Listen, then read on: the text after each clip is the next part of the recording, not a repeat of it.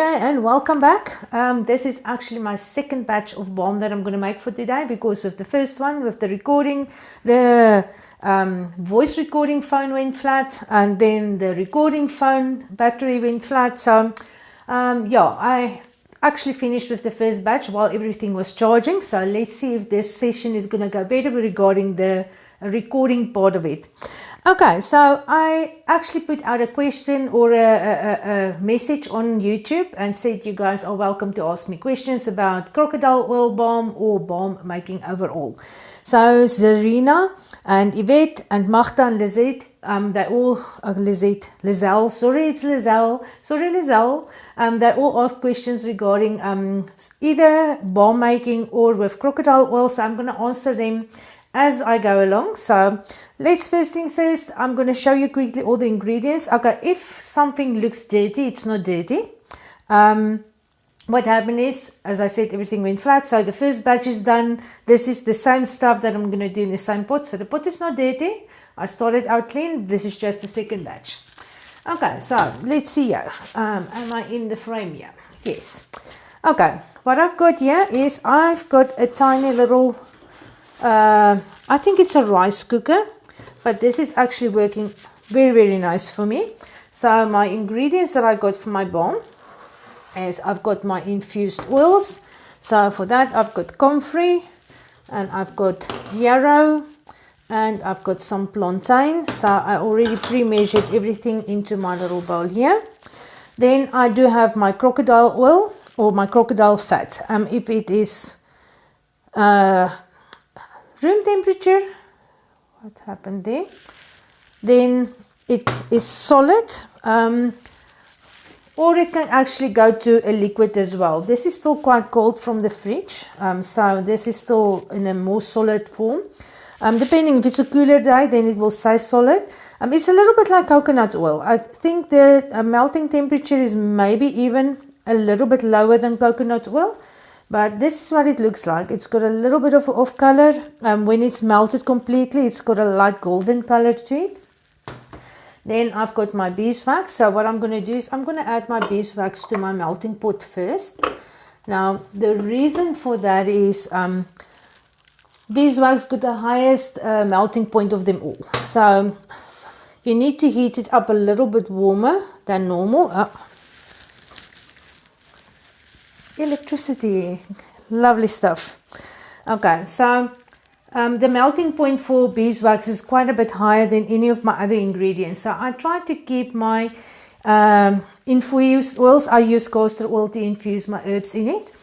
So I try to keep all of those. It's called pressed castor oil, so I don't really want to heat it up. My crocodile oil was rendered around about 100 degrees Celsius, so the crocodile oil will definitely can handle a little bit more heat.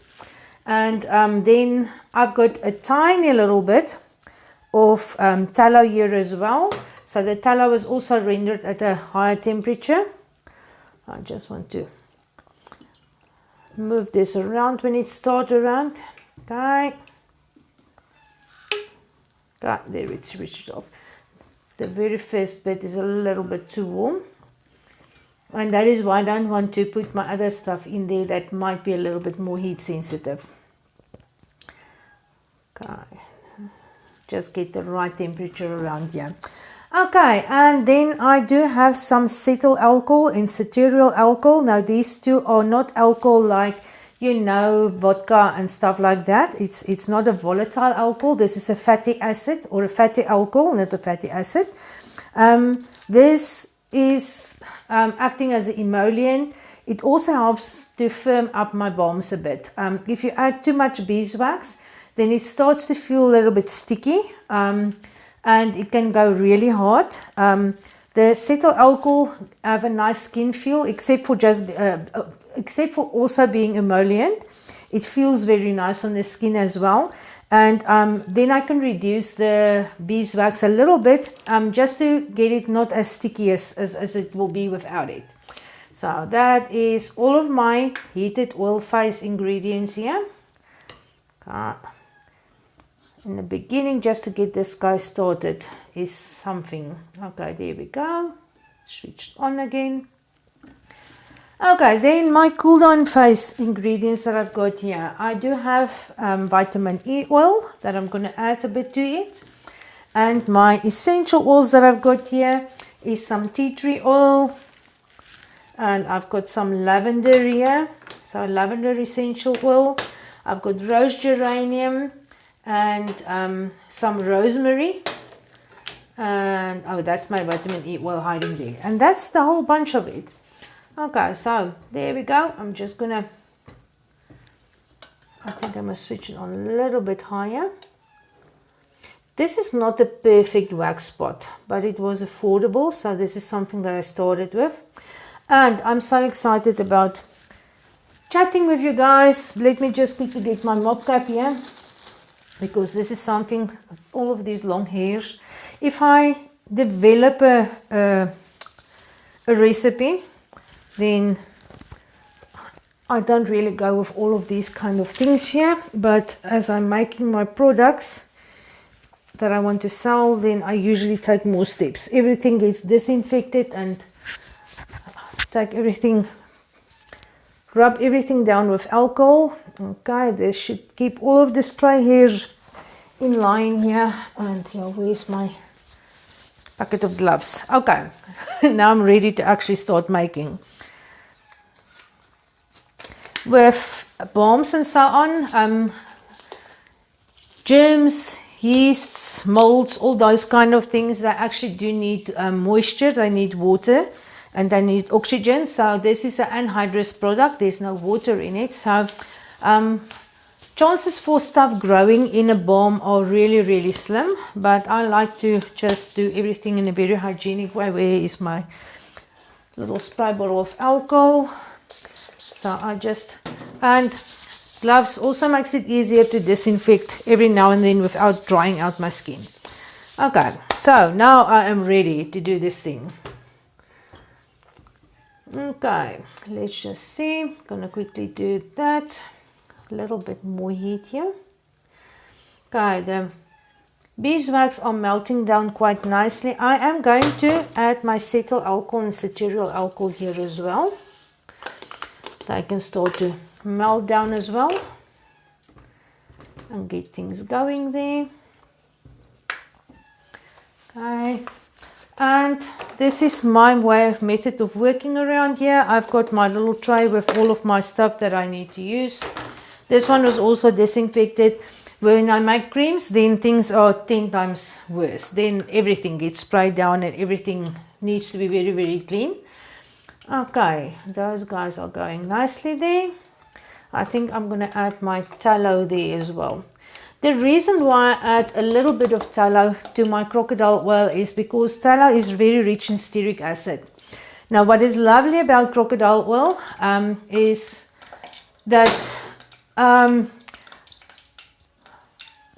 it's got some healing properties that I don't really completely understand, so I'm not going to be able to in scientific terms explain it to you. But what happens is when crocodiles live in the wild, they do fight. They live in murky, muddy, yucky water, and they don't get infections. So there's something that helps to reduce inflammation and so on. Then this is actually designed to work for everything from scrapes, bruises, burns, insect bites, and I've got my first honeybee here because I'm melting beeswax. That happens every time. The moment when the beeswax starting to melt, then I've got a bee or two. So I hope I don't need to close the door again on them. So, but beeswax again is very rich in stearic acid. So because I want this to work for burn wounds as well, stearic acid is awesome. And I don't want to add isolated stearic acid to it because tallow also have lovely healing properties just by itself. So I add the beef tallow for the stearic acid in there. What stearic acid does with a burn wound is, I don't know if you grew up with it. I grew up with it. If you burn yourself, then Granny will always say, put butter in it, put butter in it. And I think, I'm not busy making a zombie. I just burned myself. I don't understand why you want to put butter on it. But the reason why butter worked because it's also like tallow. butter also is very rich in stearic acid. Stearic acid stops the blisters from forming, and it sort of holds the whole blistering effect. So it helps reduce the scarring and stuff a lot. So stearic acid is an awesome thing to put on a burn wound. So that is why I've got this in here for if somebody needs to use it for burn wounds as well. The crocodile oil also got other different fatty acids in there that we don't really know in soap making. Okay, so that is actually the first question that I had. Let me quickly see. Lizelle wanted to know if we can make soap with crocodile oil as well. Yes, you can, but it is very high in linoleic and linoleic acids. So even at small amounts, it turns rancid very quickly. So my first batch of soaps, I thought, okay, it's going to make wonderful soap, and it developed dreaded orange spots, I think within 2 weeks, if it wasn't even less. So it actually really happened very, very fast. So yes, you can make soap with it. It makes a lovely soap. Oh my goodness, it is just absolutely a different texture and sound on your hands. Yeah, you need to work with very small amounts. And for me, small amounts, if I sell a soap and it's a tallow soap, then more than 50% of the soap needs to be tallow.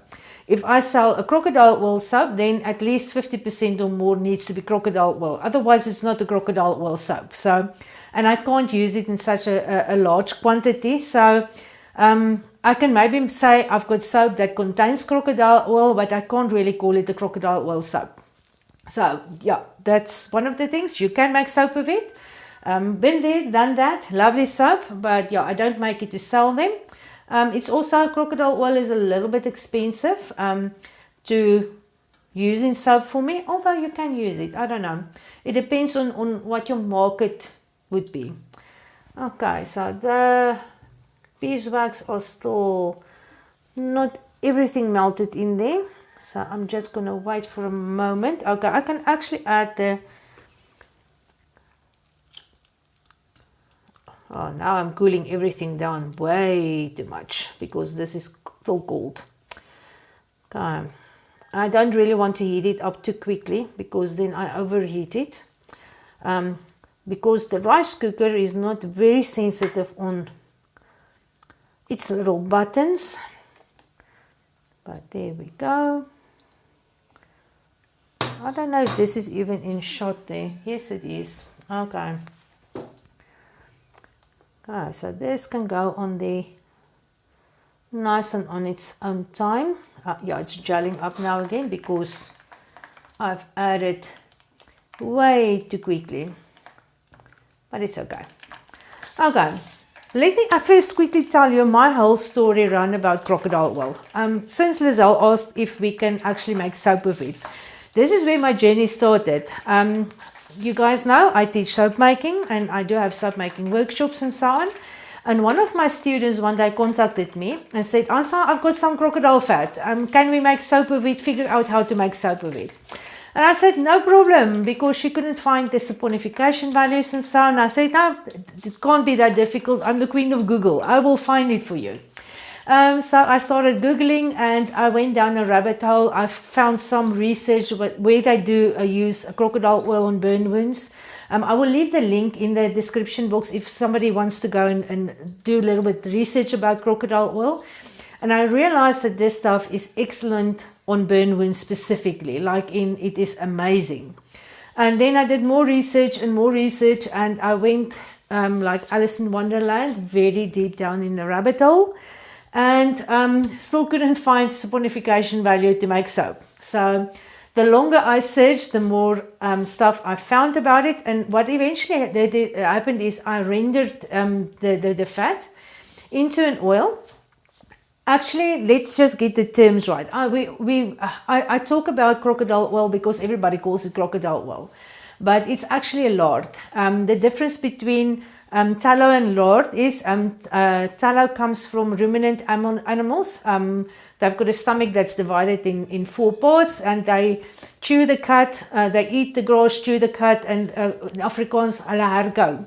So anything that is tallow related or ruminant animals, and then the anything that's got only one stomach, and the fat that you get from that is the I wrote it down because I knew I'm gonna monogastric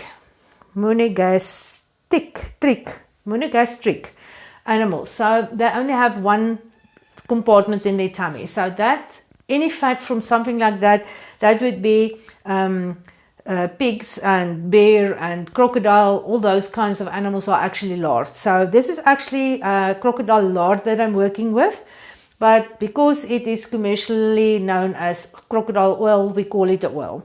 So yeah, my crocodile oil went into the fridge until I could find more information regarding how to use this stuff in soap.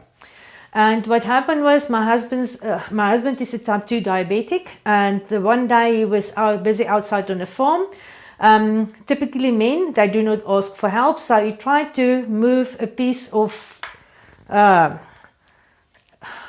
don't even know what you call it. It's made out of steel bars about the thickness of my pinky that they put in the base if they pour cement over it. So it's reinforcement. There's the word I'm looking for. So I wanted to make a little arch for me to plant some of my plants underneath it, put some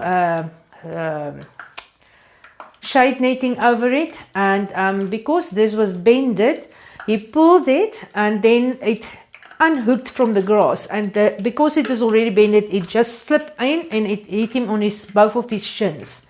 And two of these pins went about, I think, the first lid of my pinky into both of his shins.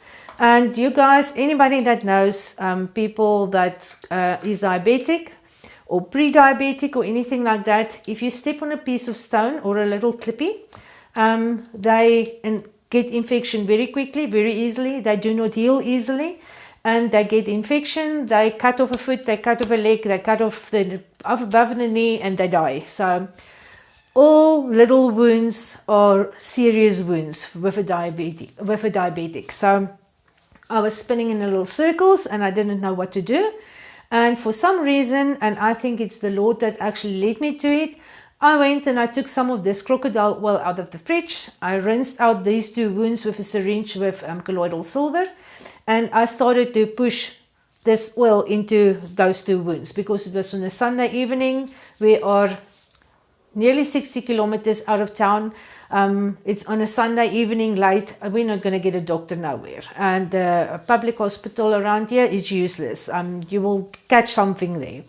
So anyhow, it was about 2 days. There was still no inflammation. I think the one showed a little bit of inflammation around the wound, but very, very, very little, nearly nothing.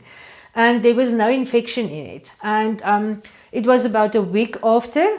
These wounds actually started to heal up very quickly. I'm so used to, doctoring and putting on ointments and little plasters and keeping on with the salve. And it takes forever to heal a diabetic wound. And I think it was about 2 weeks. The one was closed and the other one were very close to it. There was still a little scab on it. So within a bit more than 2 weeks, these two deep puncture wounds just healed awesomely. And that was just crocodile oil, clean, plain crocodile oil with nothing extra to it. So I got very excited about this stuff and I started playing around with balms and making my own things here. Okay, we are very close to being able to add the rest of the oil in here. I see the beeswax are nearly melted there. There it switches on again, so this will happen within 5 minutes or so. So I started trying, and I don't know if it's the same in the rest of the world. In South Africa, we've got this miracle called comfrey balm, which is actually basically a Vaseline base with comfrey infused into it. There's nothing, I won't say nothing special because the comfrey is very special. But yeah, there's nothing complicated about this balm. So I decided, you know what? We already have comfrey, which is an awesome herb that actually speeds up healing quite a lot. And we have now crocodile oil, which is awesome. So I'm going to infuse it with comfrey. And this thing just developed. I couldn't stick with just one herb, so now we've got plantain. Plantain helps a lot with itchiness and stuff like that. Bee stings. It takes the burn out of a bee sting. So there's a little bit of plantain infused oil in here. Yarrow is very good for stopping bleeding and also antiseptic and so on. The comfrey speeds up cell division quite a lot, so it helps speed up healing. And then we have this wonderful crocodile oil as well. So that's actually the story where I made some for ourselves, and then he put a little poikie, very similar to this one, in his hunting crate that he put all of his stuff in there. And on the first hunt that he went out, he gave a tin to a friend that was hunting with them. He had these winter, I don't know, in Afrikaans we call it wintershande. It's during the winter, the skin just thickens up on the hands, and it starts to crack open, and it's really painful and sore in winter. So I gave him a tub of his crocodile ointment, and I think it was a week. The guy said he wants 20 of these tins. And I told my husband, I don't even have tins to make it for him. So I bought some tins, made for him, and it's word of mouth. Yeah, no, I've sold many. I don't know. I think 1,000 or more already. And yeah, it's just, I don't need to advertise. It's just word of mouth. It just carries on. So awesome stuff, crocodile oil, and all the herbs and stuff as well. So, okay, next. Now everything is melted. I can add all of my herb infused oil. Now, okay, what I use is, because crocodile oil goes solid, I infuse my oil in castor oil. Infuse my herbs in castor oil. I'm talking all over the place, because castor oil is also a lovely oil. It is amazing. Just castor oil by itself, also very healing, anti-inflammatory. It's just brilliant stuff. So there we go. Now they just need to heat up. I'm just going to keep an eye on the heat, because I want it to just melt until clear, but I don't want it to get too hot. Okay, 68 degrees Celsius. Okay. We are very close to that. Then I'm going to switch it off, and then I'm just going to let it go underneath 60 degrees Celsius. Then I will add my cool down phase, because your essential oils and stuff, you don't really want to heat it up too much. Okay, now I'm going to switch it off here, because I believe everything is melted now. Now it is 72 degrees Celsius. I'm not very good at multitasking. I'm talking too much and paying too little attention. That's why I'm pre-measured everything, because with the first one where everything died, I realized, you know what, I'm going to mess this stuff up because I'm not paying attention. I'm going to miss something or whatever. Okay, but we do have everything in here. Okay, the next question that was asked. Let's see. Okay, Magda wanted to know, where do I get crocodile oil, and if it is expensive.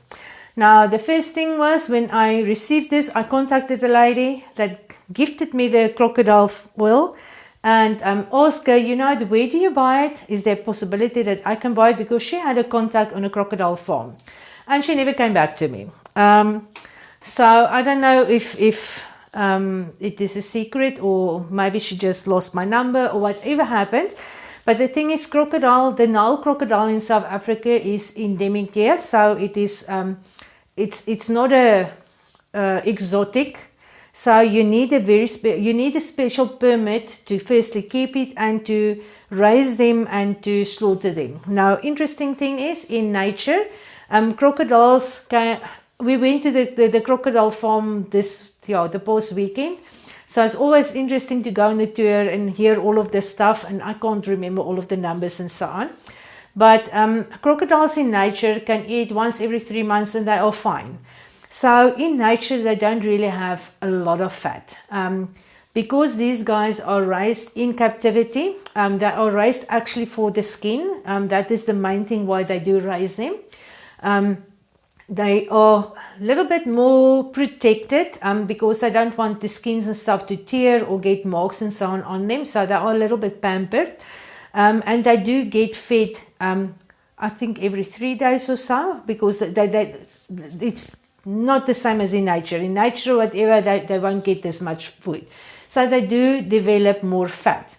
Okay, the interesting thing about crocodile fat is a crocodile, or even all of the deserts, they don't have fat all around like bears and cattle and so on do. They do have an organ that's called a fat, the fat body organ. Now, that is found underneath the tummy, and it consists of little pieces that look like chicken breasts.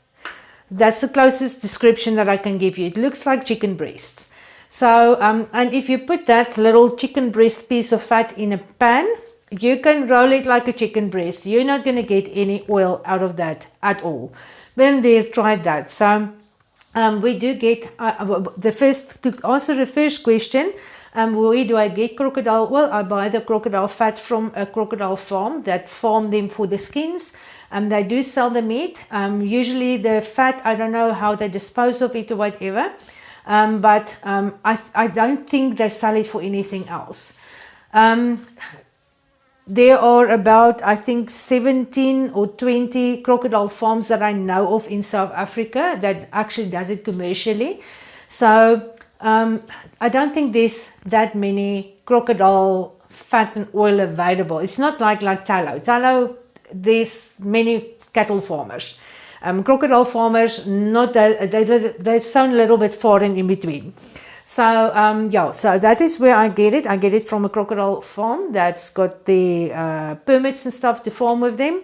And then I buy it, and yeah, as I say, I get it into these little chicken breast shapes, and then I need to get the oil out of it. So the crocodile fat by itself is not, it's expensive. Let's think olive oil level per kg if you buy the crocodile fat is much more expensive than tallow. Tallow is dirt cheap. The main thing why it makes it more expensive is, let me just quickly check this, is because you don't get a kilogram of oil out of a kilogram of fat.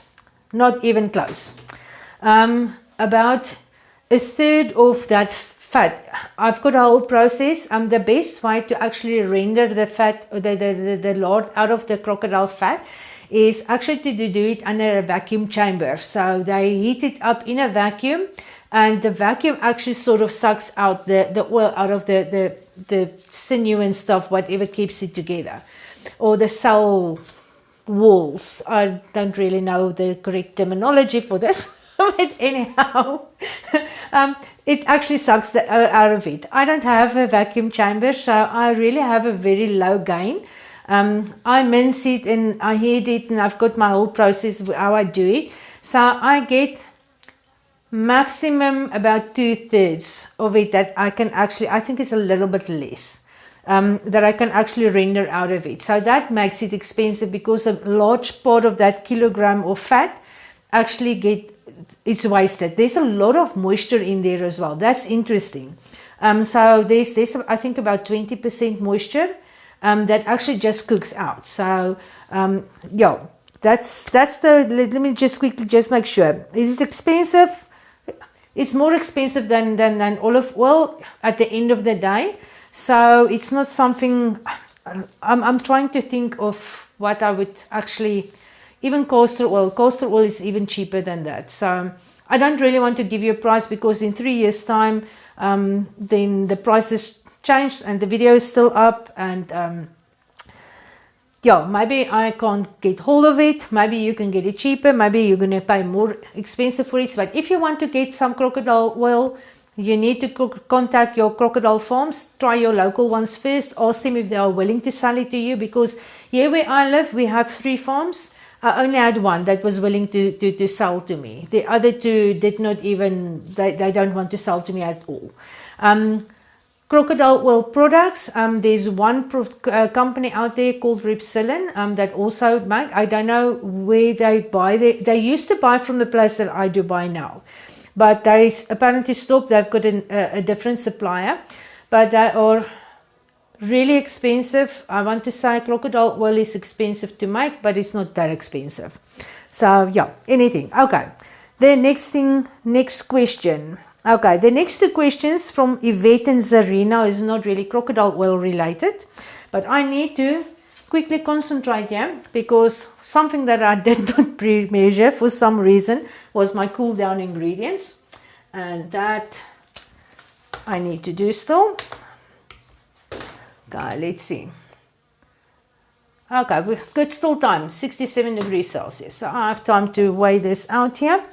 Okay, we're going to start, I think, with not the vitamin E oil. Vitamin E oil is syrupy and thick, and it's better for me to do the essential oils first at the bottom of it, and then the rest. Okay, so let me see. For this batch that I'm making here, I need 2 grams. So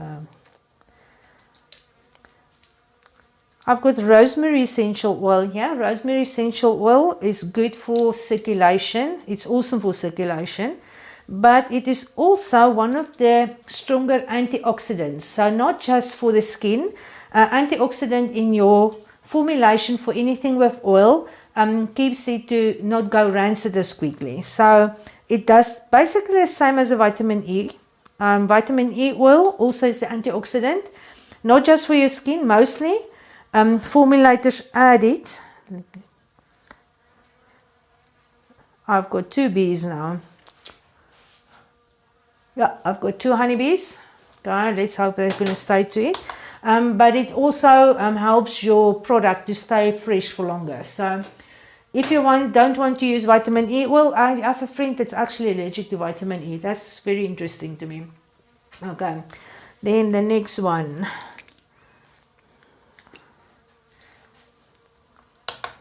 There. Sorry, I'm going to be quiet for a moment because if I don't concentrate, I run over and everything is now mixed in one container. There we go. And I usually, the ones that I've finished with, I put them aside, then I can't mix them up again. Okay. Lavender, I've poured it. You guys will know these bottles from a previous video many moons ago, how to test if your essential oils are true or not. This was one of the ones that were not true essential oils. I'm just reusing the container, so it's lovely to have a dropper. So don't think that's the fake ones. It's not the fake ones anymore. That's out of the door, and yeah, some new awesome stuff. I buy most of my essential oil from African Soap Supply, so that's a place, and I'll quickly just go through it. African Soap Supplies most of my essential oils, vitamin E oil also from them, the cetyl alcohol, ceteriol alcohol from them, the castor oil is from Brightpack. They've got the hexane free organic castor oil that they do sell, so I buy my castor oil from them. And the beeswax with the lovely bees. The bees did not come with the beeswax, it came without it. That is from Natasha. She is Mokopane based in Potgietersrus. I will leave her details also in the description. It is absolutely lovely. I have not added that yet. You see, I'm distracting myself again. They sell it rendered like this in small little pieces, so it's not this big chunk. This weigh around about, let me just quickly check it for you, I think it's around about 50 grams. Yeah. This one is 58 grams, so you buy per kilogram and it comes like this. This is much easier to work with than those big ones. So what I do is I melt these down. I've got a silicone pot holder with tiny little squares in it. I use that for my mold there, so I make some smaller ones. So I usually add big ones and then I just top up the weight with my smaller pieces with these. Okay, so back to concentration nation. Lavender essential oil. I need to add this.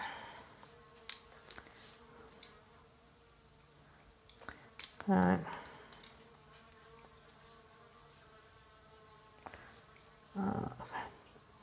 Interesting about the bees, I am in the back side of the house without a window. Only got a door open. Oh, there we go. And okay, it doesn't seem like there are 3 yet. Okay, tea tree. I need some tea tree here as well. Okay, lavender, good, anti-inflammatory, soothing, healing, tea tree oil. Oh, sorry, the lavender oil. Awesomeness. And then my tea tree oil here. Tea tree oil is actually one of the better known ones, like lavender. Oh my goodness. There we go. Very antiseptic. So for wound healing, tea tree oil is awesome. Pimples, cuts, bruises, any kind of skin irritations and so on. There we go, nearly there. So as you noticed, the long and the short about balm making is waiting for the stuff to all melt. Okay, there my bucket. Okay, then the last one for the cool down phase is the vitamin E oil. Okay, this one is going to take a while because it's a larger batch. I'm just going to pour it out like this. Okay, 1 gram, 2, and come on, 3. Okay, there we go. I'm gonna make a drip here and just quickly get some paper.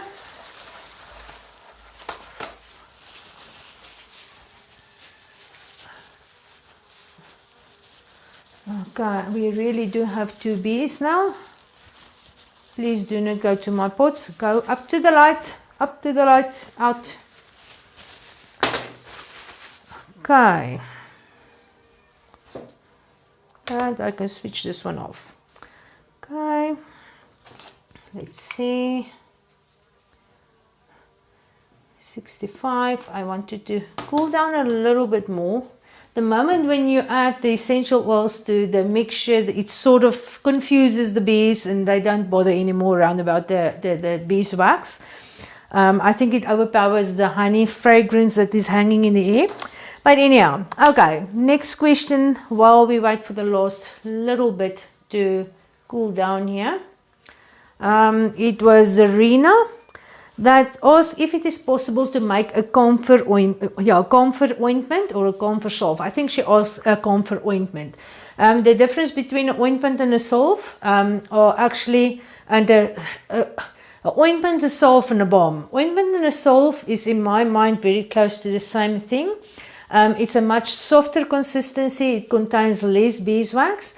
Balm is a more stiffer consistency and it contains a little bit more beeswax. So basically your base ingredients are very similar. It's just if you are working a lot with burns, then a salve or a ointment I think would be, I think ointment I do add a little bit of arrowroot powder or something like that as well. Where with a salve they don't really add arrowroot powder or a type of a starch in there. So with camphor ointment of camphor oil, you do get camphor crystals, and you can actually infuse your own oil with camphor crystals. But camphor is one of those very, very strong ingredients that you can actually use too much of. So you will have to do your research to not damage the skin, because too much of a good thing is also not good. So Zareena, I would say yes, you can. I do know you get camphorated oil that you can use in your balm salves and your ointments. but the percentage that you can use in there, whatever, I'm not sure about it. And if you infuse your own, then you must make sure that you've got a constant same thing that you can use every time. Because camphor is one of those very, very strong ingredients that you can use. So I would say just be careful with it, but yes, you can definitely use it in ointment. Tiger balm, white tiger balm, I think most people all around the world do know white tiger balm. It helps to clear the sinuses and open things up. That does contain some camphorated oil. So if there's something in the market that already exists, then the answer is yes, you can make it. And I think most of the time we can make it better, because the white tiger balm, the ones that we can buy here in South Africa, again, it's on a petroleum jelly, a Vaseline base, with some essential oils just added to it. So yeah, you can make a better one. You can use all natural oils that actually does something to the skin as well. It's not just the base. Okay, so that is there. Let me just quickly check again here. I think we are where we should be. Perfect. So now I can add my cool down ingredients here, and then I can start to pack up or tin up. I don't know, what do you call it? Do you tin up your balms and ointments? Okay, just scrape the very last little bit out of here. Mix it in thoroughly. Now at this stage my little cooker is still switched off, and I'm going to try to tin up as much as possible before having to switch it on for a very short moment, just to get it liquidy again. I've got a thing with balms with a nice smooth top. It's just something about it that I absolutely love. So I try to keep it as liquid as possible while keeping it as cool as possible, which could be a challenge. Okay, so now I am done for the day with balms. I'm just going to move this one a little bit closer here. Okay. Am I still going on this square camera? Yeah, this one is still recording. Okay, I think you guys are in shot there. Awesome. Okay, what I've got here is what I'd like to do, and this is just something I wanted to show you guys. What I do from time to time is I put one scale on top of another scale, just to make sure that I sort of not really calibrate the one with the others, but I check one with the other. So if I put something on top of this one, let's go for this little one. So I'm gonna tear it there and tear it there. And where is one of my, that was a syringe that I used earlier, but now it's got a air bubble in it.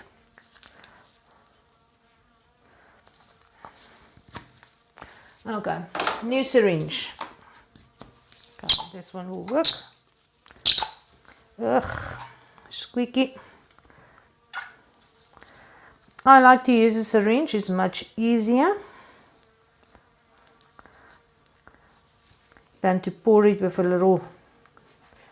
Okay, let's go.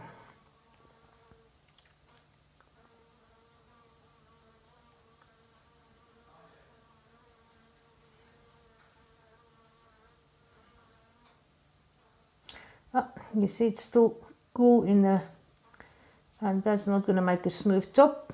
Come, drop to the bottom. I want it smooth. Okay, it can take a little bit more, but now I can see this one is 18.5, this one is 18, but this one, it's got 2.00, this one only a 0.0, so this one is not as sensitive as the other one. Okay, 0.2 grams from not 0.2, 0.02 grams within one another. So I am quite happy with my scales. I think okay. So it's just a way to double check and see. Are you gonna don't fall in there.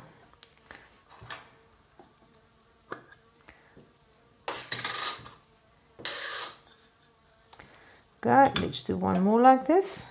Both are zeroed out. Okay, these are 20 milliliter tins. They only take about 19 grams, so I go for 19 grams, otherwise they are overflowing.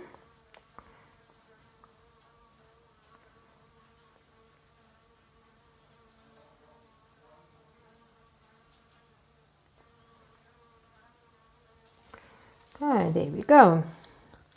And both scales again measure the same. Okay.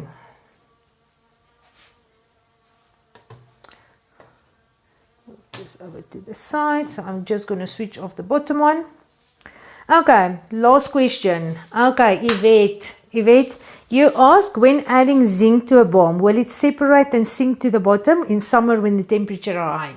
Now zinc, yeah, it's definitely heavier than oil. So the moment when your balm, ointment, salve, doesn't matter what you add it to, if it is, the moment when it turns liquid, it will drop to the bottom. If it stays emulsified, then it will stay, what's the word I'm looking for in English? Suspended. So it will stay suspended throughout the whole solution while it is in emulsion.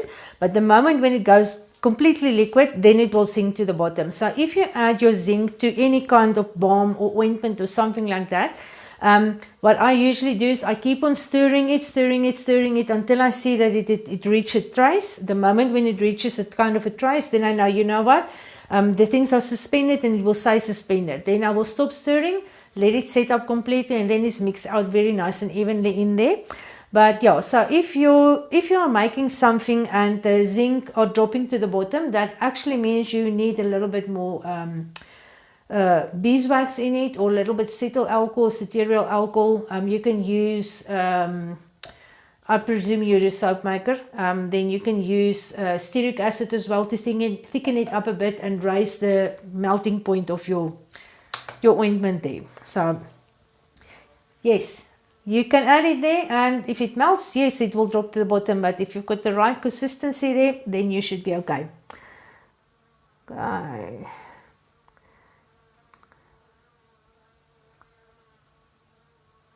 And this takes a lot of time.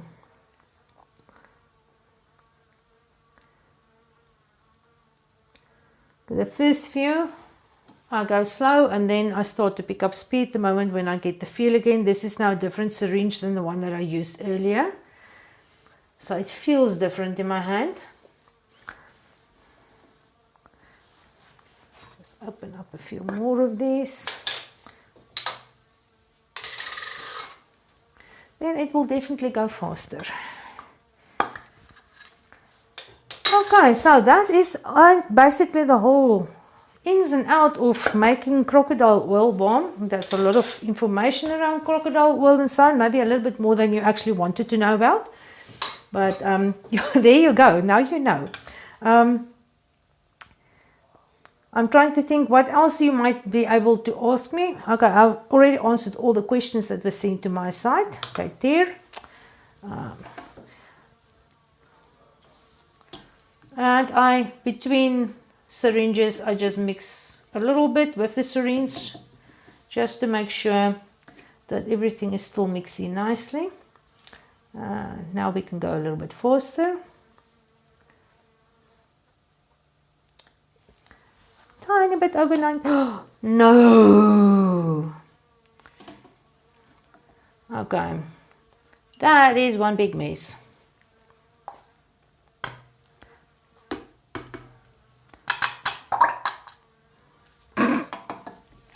Okay.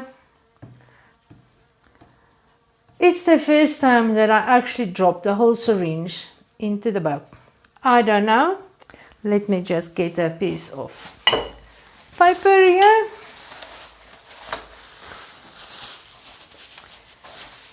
Things do happen from time to time. Okay. Most probably I've got an extra one. Okay, I usually use a new one with each batch. This is just the second round for the same batch, so but it's okay. Now the tip. It's a good thing to keep extras around for everything. I have to keep it close by. Okay, and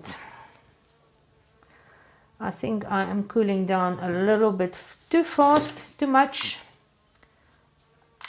No, it's still 57 degrees. It should be fine. Okay, next time don't leave the syringe in the pot. I don't know what I've done there.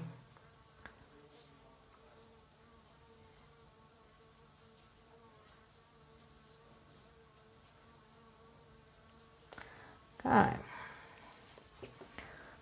Put that one aside. If I need to put it down, I'm going to do it there. Just heat this up a tiny little bit. Seems like I'm talking too much and doing too little, yeah. But anyhow, it was lovely spending time with you guys. My son usually call it, I geek out about crocodile oil. So yes, that is my moment that I've got an audience to geek out about my crocodile oil. Yeah, discovered it by accident, fell in love with it. I don't think I will ever stop making crocodile ointment. I think the most satisfying part about this is the pictures and stuff that people sent me. The feedback is just amazing. I do have people that actually smuggle it into different countries because crocodile oil, okay, not really crocodile oil by per se. Lots of animal fats are not allowed to go over certain borders and so on. And yeah, they can't find crocodile oil products where they live. So they take off the stickers, put on new stickers and get the ingredients list right. So yeah, it's a little bit, I don't know. It's one of those things. Is it really illegal to do stuff like that? I do know you need to protect your wildlife and all those kind of things. You don't want pathogens and stuff to enter a country that does not struggle with something. So yeah, it's important to protect your stuff. But then I think, you know what, this is rendered. It's been heated up so many times. I don't feel guilty that I'm gonna send some flesh-eating bacteria over to somebody else. But it helps people. So that is the awesome thing. I am busy with a website. It's maybe I know it's an overstatement, not an understatement. I am terrible with all these admin thingy things. If I have to sit in front of a computer, it's like death. I don't like doing the computer stuff. But yeah, I've got a web domain and a framework for a website. So I'm busy setting it up, although I'm not really that busy, but I need to get it up before Kragdag because the website is printed on all my packaging. So I have to concentrate and do that. But I will open up a page on it. This thing is sticky. It goes a little bit and it shoots. Goes a little bit shoots. So I'm just careful not to overfill things, yeah. But I'm going to add some of the pictures, the before and after pictures. I'm just not sure how to make it because some of it is really not for sensitive viewers. For example, we had a pup who lost half of his foot in a snare. And yeah, he was running between the chicken manure and everything with that open wound because they couldn't. They closed it up and tried to bandage it up. But Spring just decided she's a free spirit. She's not going to stand for this whole bandage things. So treated it with a crocodile oil and healed lovely. And then I've got more pictures about animal healing than human healing. I don't know why. But there are some. So I've got some really nice ones there. Okay, nice ones in a meaning that the after is so awesome. So I will put that up as well. Uh,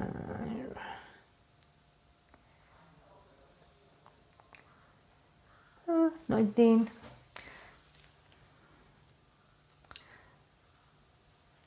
There we go. Wait, I need to open up more. Okay, and this is what I mean, what I love about a smooth balm. Look at that top.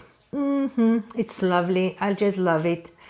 Okay, so there is 20 grams or 19 point something grams, 20 milliliters of Crocodile Oil Balm infused with all kinds of other herbs, my yarrow, plantain, and my ever trusting comfrey, with all of the lovely goodness in here.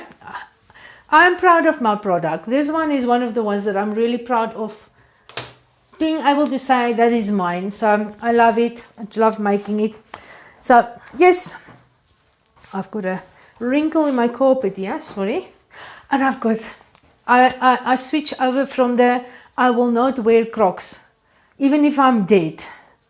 And what happened is Jenica, a friend of mine, decided, you know what, this room of mine, it's freezing cold sometimes, and the floor is extremely cold. So I've put a little carpet in here, but the padding is not that great. So she gifted me a pair of Crocs. I will put a picture of it in here.